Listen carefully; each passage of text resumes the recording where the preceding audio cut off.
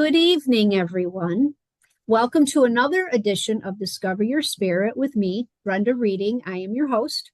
I am a registered medium with Lilydale Assembly, and this show is part of a series of shows that a bunch of us do live on Facebook and YouTube.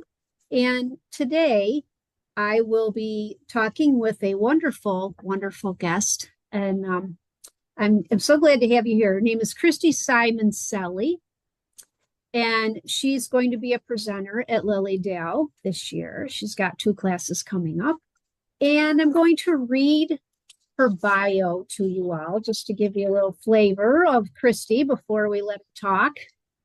I know it's torture, right? Okay, so Christy Simoncelli, an MPH, is an astrologer, psychic medium, Reiki master, yoga teacher, and human design consultant.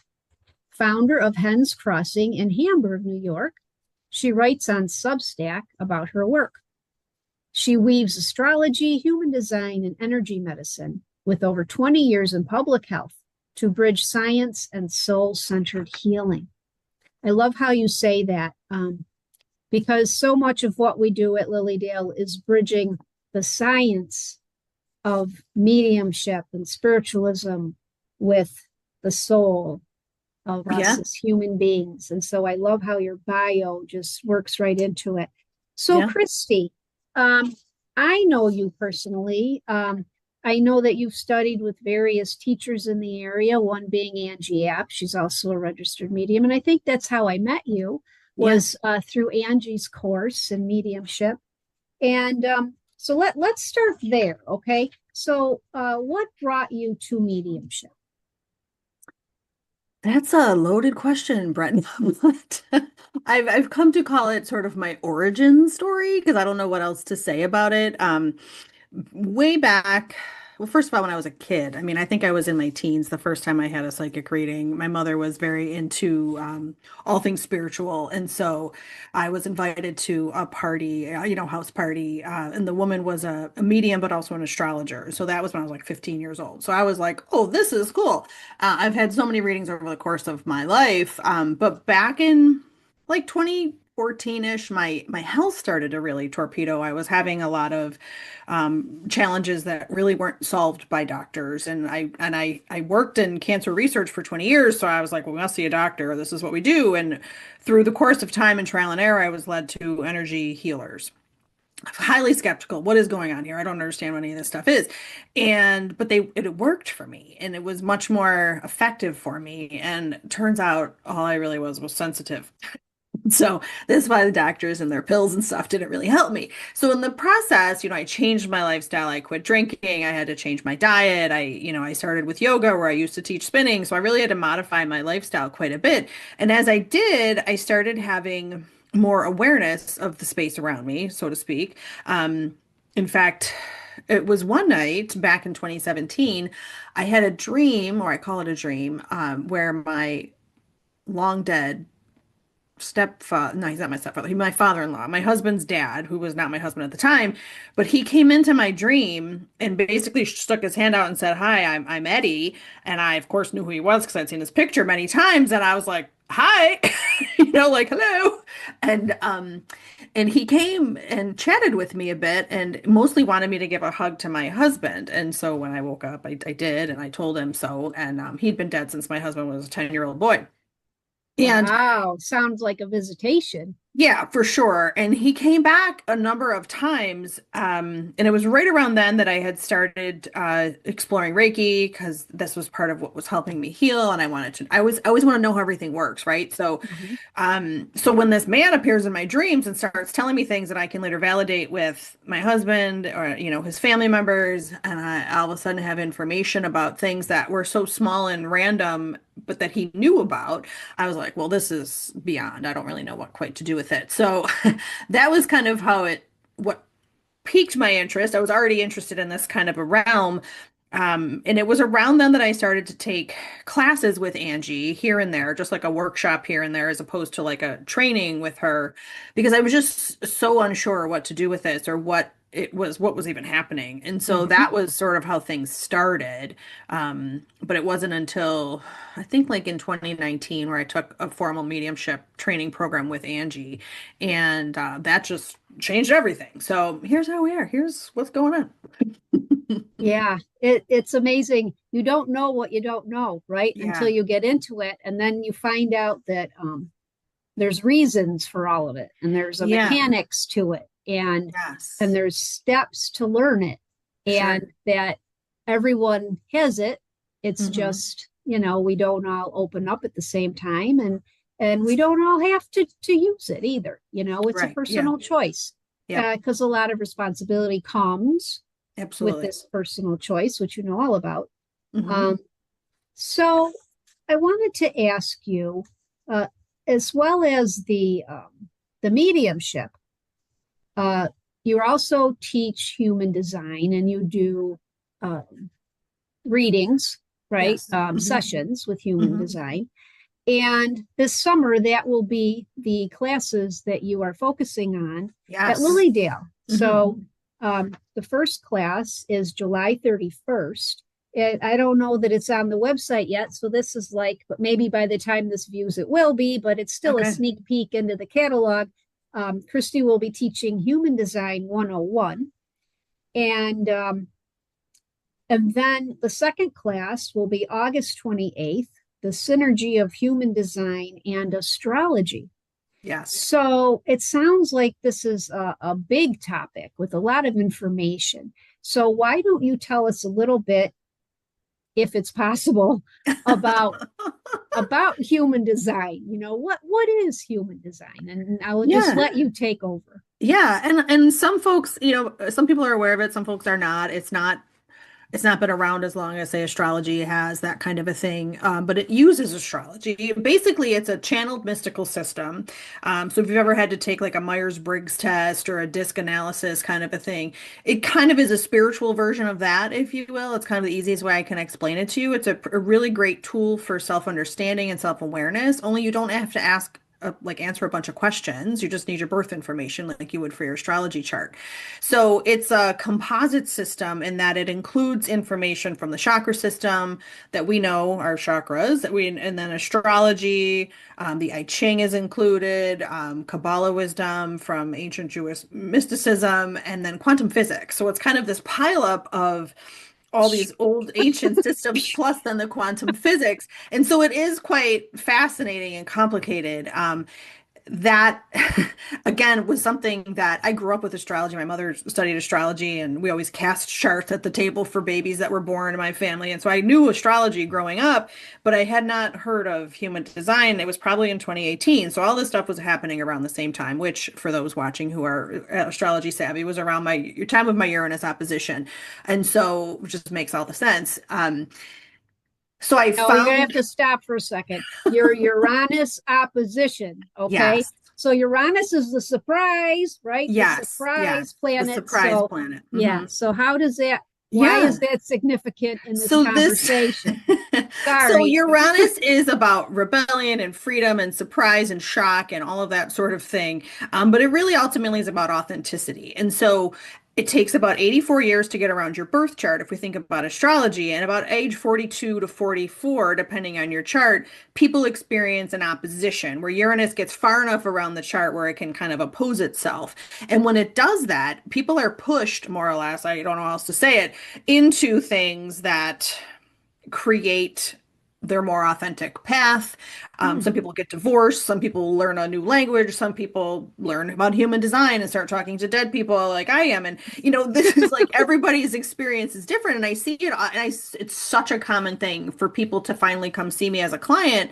And what is interesting is in human design, it sort of sets up this other kind of path as well. So things shift within the human design chart, much like they do in astrology. But if I were to sum it up in a sentence, it's really a transit about you finding your most authentic self, if that makes sense. And so even though these things were not on my radar prior to this, all of a sudden these things kind of got woken up for me. And in fact, in my chart, I know if anything's happening to my natal Uranus in my birth chart, I know it's going to have something to do with this, with the spirituality and Wow. the mediumship and that kind of a thing. So it's always an interesting post for me as to where this sits and how it shows up. Now, that's not to say So, everybody's or their Uranus opposition is the same. They're not, but they are a time to become your more authentic self. so there's so many people, when they come, sometimes people are looking for guidance, like, am I on the right path? Hmm. Right? They'll come for a reading, or they'll just want, like, what am I supposed to be doing? Like, Yeah. what Hmm. is my soul mission and stuff like Hmm. that.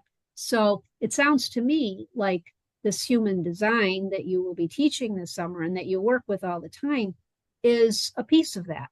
Absolutely. Yeah. That if someone comes to you and you do this for them, um, they can see in front of them, in black and white, this may be a part of your path and a part of your mission here, Yeah. on earth, and why you're here. And I think anything that helps us find that, I mean, like with Yeah. anything, mediumship readings, advice from your attorney, whoever it is, it's like you have to take it and digest it and Yeah. decide that it feels right and all that, Sure. but I think it's wonderful that this is another tool, right? It's Yeah. another It's tool. we always say in human design, we're not trying to force you into anything or convince you of anything, but there's so much truth in how it is shown and how it plays out that this people tend to have like a full body knowing, and it's like a full body yes as you're listening to an analysis of your gifts, your talents, the places you might get held back, those kinds of things that can be found and discussed from the human design chart. And I always use Rudolph the Red-Nosed Reindeer in my human design classes because Rudolph was born with this special nose, right? This was his special gift. And most people tend to, much like Rudolph, cover up those sensitive special parts first, just as a result of conditioning that we go through in life. Oh, the kids at the playground said that was silly, so put your nose away, Rudolph, or your dad said you shouldn't have that, right? Or whatever it is. And we start to bury our natural gifts. And so what human design does is it helps you see those gifts are right here. Like the gifts are laid out and helps you create a way to step back into them. So you're here doing the most special things, much like Rudolph when Santa came and asked him to fly his sleigh. That's a wonderful comparison Yeah, and yeah. explanation, especially when there's so much. So in learning how to do the human design readings, being Hmm. that you are you Capricorn or Aquarius by any chance? It's like they have to know all the things. I am an Aries. Okay. I'm an Aries. I have a Gemini moon. I have a very active Gemini. All my Gemini is in my 12th house because I'm a Cancer rising. So Mm. Saturn, Mars, my moon, and South Node are all in the 12th house. But I would say, as far as the systems piece, I have Venus and Aquarius in the eighth house. So I love the new. I love the newfangled. I love Yeah. that piece in that space where I think it can really help people transform, which is beautiful and lovely. So, See, so that's why you're the astrologer and I'm not, because I don't know. I was just taking a guess there, but being that you said that you had done cancer research, I mean, it takes a special brain and a special mindset and an investigatory, yes. right, Hmm. thought process. Yes. So it's like Hmm. you're doing the same thing. The investigatory thought process. Is that even a word, Christy? I think I it think is. it is. Yeah. We're, yeah, Yeah. If investigatory. not, we just made one. Yeah, we So just made up a yes. word. It's So perfect. yeah, what the heck. So yeah, so you're using that same process when you're doing these charts for people and readings, Hmm. so that you're helping them investigate into their own self, Yeah. who and what they can be, right? Yeah. Not only what they are, but who and what they can be, which I think is Yes. a wonderful gift that you're It's giving to really people. liberating for people when they really step into it. And I've seen so many clients just really, it's almost like I'm giving them, and I'm not by any means, they have permission to do whatever they want, but in hearing what I say sometimes and how I can translate this for them, that it's almost like they get permission to go do that thing that they've been longing to do, or the thing that makes them light up or be their most, oh, I always wanted to do that. And I can verify, hey, it's all right here. You should be doing that. That's why you're pulled to it. There's a famous astrologer who says if it's in your heart, it's in your chart. And I would say the same thing is true about human design, that if there's something calling you or pulling you, it's gonna keep coming for you. And you don't have to answer the door, of course, but if you can, that'd be great. That's what you're here for. Yeah, right. I mean, and I'm sure there's some surprises in those charts that you do for people. You know what I mean? Yeah, yeah, Like, like they might find out things that they never considered, yeah. or it could be something they already know. Yeah, I mean, in your chart, for example, I know that you're a projector, which makes you a limit. So it's a more rare energy type, but those are people who are really here to be guides for other people. So it's natural that you fall into the work that you do. You're really here to help other people, and your information and input about someone's life will be best received when asked for. So someone makes a Brenda, I'd like to come see you for an appointment, and then you see them, and then they ask the questions, and you can answer them. It's so much better received than if you were just walking around going, "Hey, you should be doing this," right? So that's a projector at a very basic level, but there's a lot there. Projectors will not really thrive in a really high pressure 40, 50, 60 hour a week job. Projectors need some downtime and some Mm. rest, and they work best in spurts. Like I can go, go, go, and then I have to take a break. I have to go take a walk around the block. I have to go decompress, and that's something that a lot of projectors were never given permission to do in life. And very often around age 40-ish, projectors reach a point of burnout if they don't know those things about Ding, themselves. ding, ding, ding, ding. That Yeah, happened this to is your me. yeah, and that's I mean Yes. about And 30% of people really don't have that endless fuel tank. mhm. So And knowing that also would be great. giving ourselves the permission, right? Knowing this about Yes. yourself. And Yes. because it look how long it takes to figure out that you are that way, right? Yeah. If Yeah. I would have had you in my life, or someone like you to tell me I was a Yeah. projector, 10 years before I burn out, then, because sometimes it's like you're okay helping other people, but helping ourselves is last. And then we feel So guilty hard. for having to take the rest time. Yes. And that Yes. was one of the biggest things I had to learn was and this was without the human design. It was because of physical illness. It was like Hmm. I'm allowed to rest. Yeah. It's okay to rest. Yeah. Everybody's not the same. Some Absolutely people not. need a nap, and it's okay. And giving myself permission to be who I am, Yeah. and so I feel like you telling me that this you've given me, reminding me, it's very poignant. That's what's happening today, reminding me because I'm getting over this cold, which I think Yeah. I got because I was pushing myself too much. Um, Hmm. my vibration got lowered and bingo. So it's very timely that they were having this little You know reminder. how it is, Brenda. No Yes, coincidences, it's like, right? yeah, the universe just knocks you in the head. And it's like, yes, I am a projector, but my projector needs to rest at Yeah. times. So And if you were a yeah. projector raised by generator parents who did not ever rest, then it's not gonna feel okay to you until you kind of work through that, right? And that's part of it. One of my favorite things is when I have clients come in and they start asking about their kids.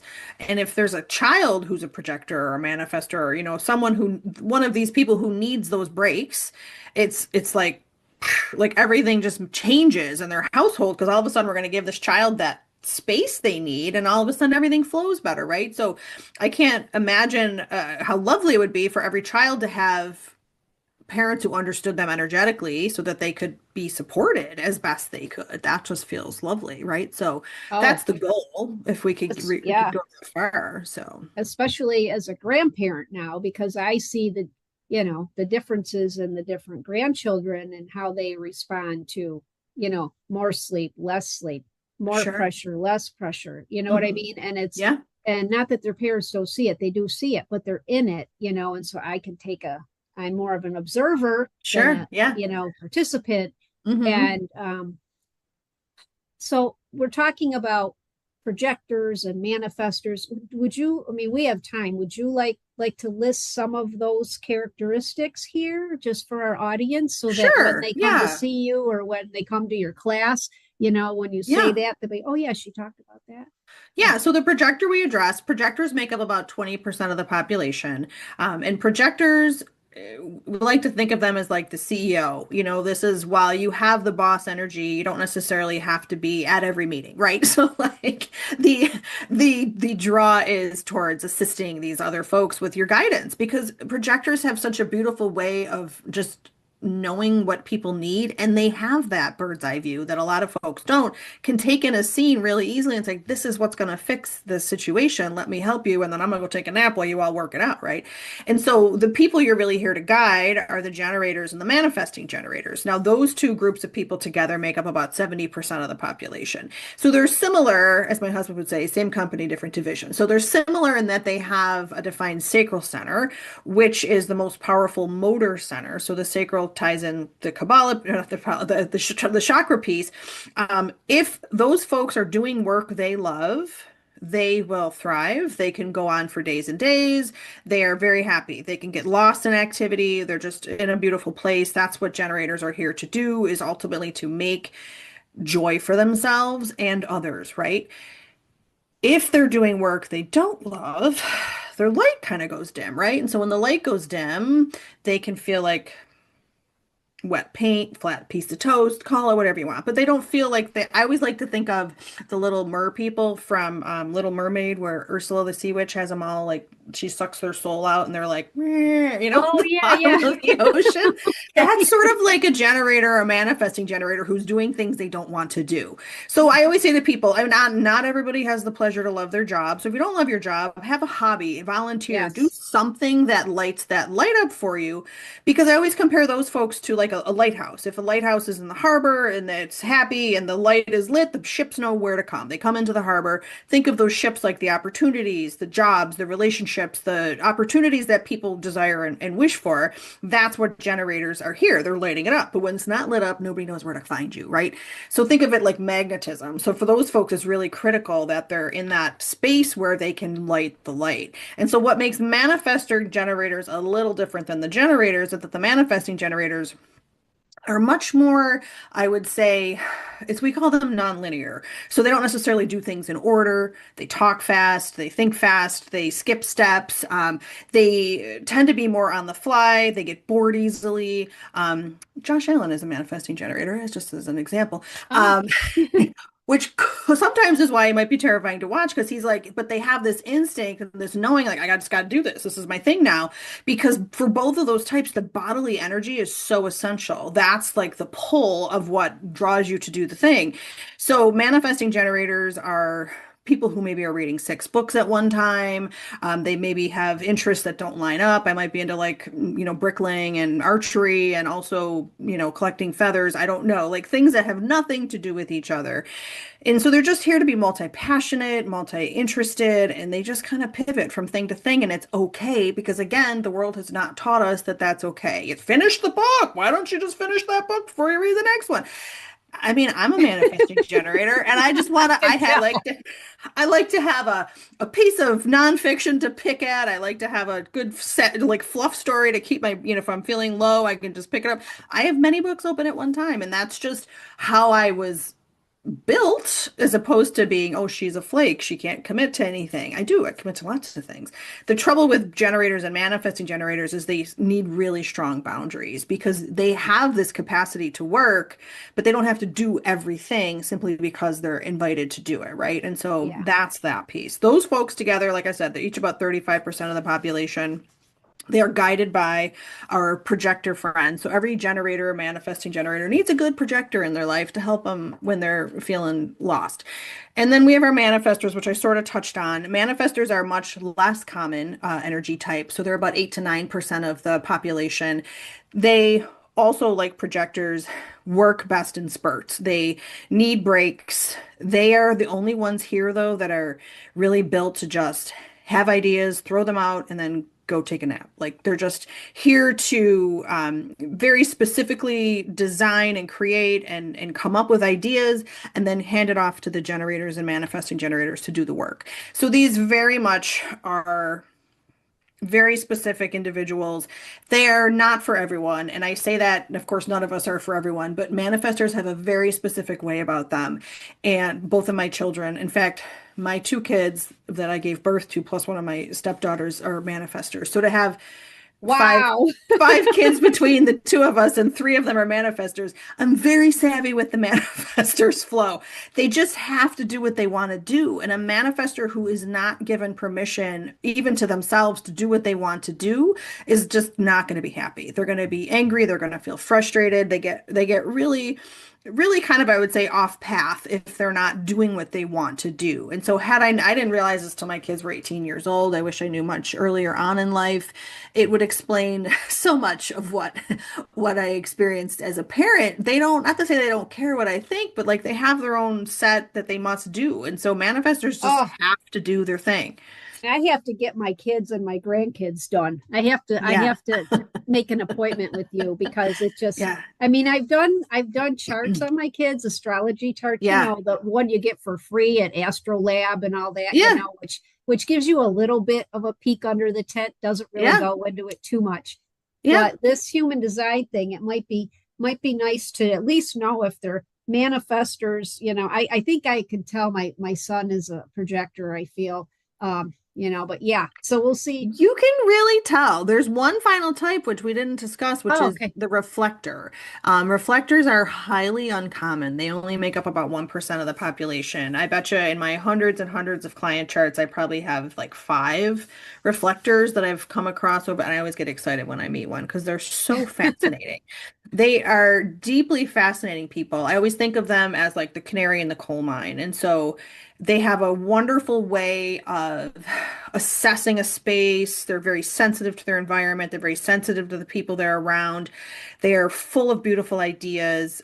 They really need to, every day is different for a reflector because they're so, even the sky will be more dictate things for them. I had one client, one of my first reflector clients, who didn't know anything about this, and she was maybe in her 60s, and she told me that for a long time she'd been tracking where the moon was because she knew on certain days she just didn't feel good and other days she did. And that's exactly what reflectors, they literally can be influenced by the moon at any given time. And so I found that Wow. fascinating that she was doing the thing that she was already kind of set up for in terms of her environment. But they have wonderful minds, beautiful ideas, really, really interesting energy types. I'm pretty convinced that Sean McDermott was one. He still would be one, but I'm about 95% sure that I don't have his birth time, but I'm pretty close to that. But even look at if this is the case, which I do believe it is, the man came in and saw, I'm going to clean up the swampy, locker room. We're going to have character players. We're going to build a family. Reflectors love to build a family. They love to have a good environment around them, whether it's colleagues or otherwise. And so it's, And then you got a manifesting generator just hitting it up on the fly, right? yeah, giving us all a little anxiety. Yeah. Yeah. Yeah, but that's the beauty, right? Is the reflector is got such a good sense of people and environments and things. They're wonderful in companies because they're like having I don't know, like having your own little like medium for the company or something. Like it's like the Medium. Oracle. I Yeah. can see it all. Yeah. I see it Yeah. all. So really interesting folks. Wow. So Yeah. it sounds like and that like the world needs all Yeah. of these, Hmm. and that they all come together. And so I can imagine if you were building a team, right? Hmm. Yeah. And in a business or whatever, and Yeah.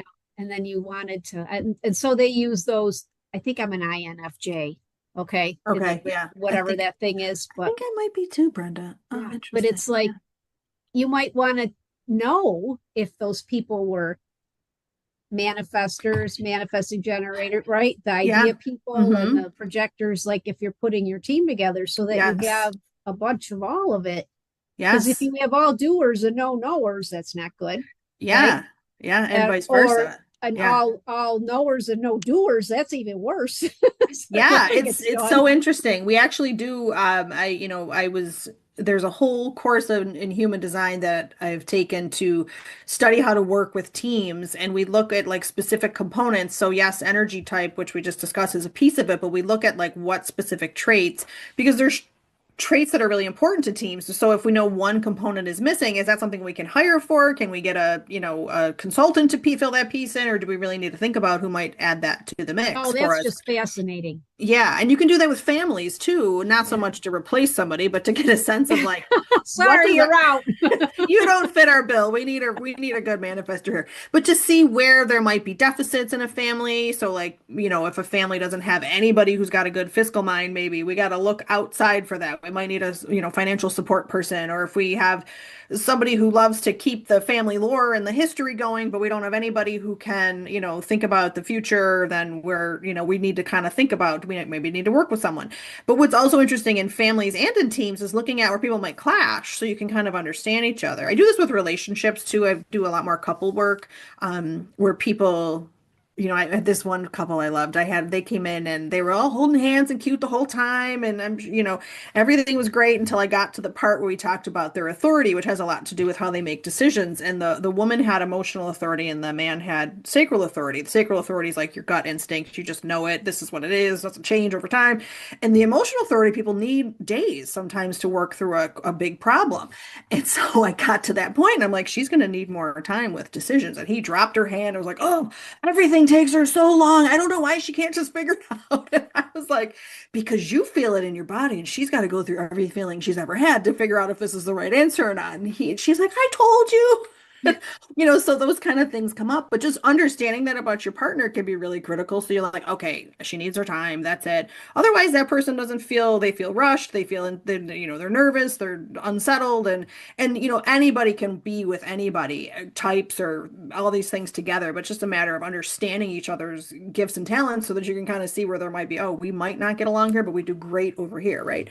So it's really Wow. interesting to look So, at the Christy, dynamics. Yes. it's like you can just spew this stuff out like it's, you're in it. Yeah. You're in it to Hmm. win it, girl. So it's like it Yeah, sounds I've to been me studying if a long time. So if anyone, is interested in learning more about human design, come to my class. or Yeah. yeah, come to the class. But Christy is also you can find her on her website, and it is www.hens, Hens crossing, CROSSING.com. You're Yes. also on Facebook Yes. and on Instagram. And not And my only does Substack. Yeah, my oh Substack as yes, well. Yeah. Substack, that's where your writing is. It's Hmm. beautiful. And it's not, you also do astrology, right? Hmm. So you Yeah. do astrology charts for people, Hmm. and you also do mediumship for Yes. people. So Hmm. and so how does the human design, and how does it relate to spirituality? Okay. Yeah. I mean, I think for me, it's so I started seeing clients first doing mediumship before I did anything else, right? And so I would sit with clients, and you know what this is like. I have a very strong sense that you should be this, or that this is coming for you, or what's the timeline look like, or these kinds of things. And then when I started to learn more about these tools and how they can really fit into someone's path, spirit actually will show me my work with spirit is very metaphorical. I get a lot of weird, like, it's Symbols. almost like a weird dream or something sometimes where these things just really don't make sense and I just have to say them out loud and they're like, oh yeah. Um, but they show me like where someone's kind of not being true to themselves or where they're sort of falling off the path a little. And then I can point back to these charts and say, hey, this is what this is all about. And if I look at, part of what is so fascinating about human design is that we have our chart that is our astrology chart, the one we all know that we're born with our birth chart. And if you don't know, we can figure it out.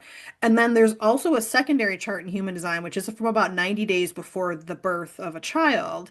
And that is what sets up what we call the magnetic monopole, which is like the kind of the personality crystal. I don't know how else you want to say it. Like the soul, the seat of the soul. This is where this information passes through.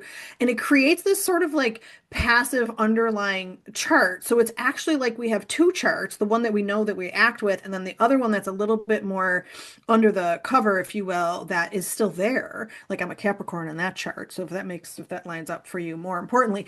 And so it's a combination of those two charts that really makes up the human design piece. And One of my brothers is an engineer, and his favorite thing to say is like, "Well, what if someone has a C-section, or what if someone's born, Yes. 3 weeks early? How does it know?" And I'm like, "Because it knows. It knows when you're going to be born, right?" And so that to me, that's just divine, right? That's just coming right from divinity and from spirit. So that's the piece I always say. I had twins. They were scheduled C-section.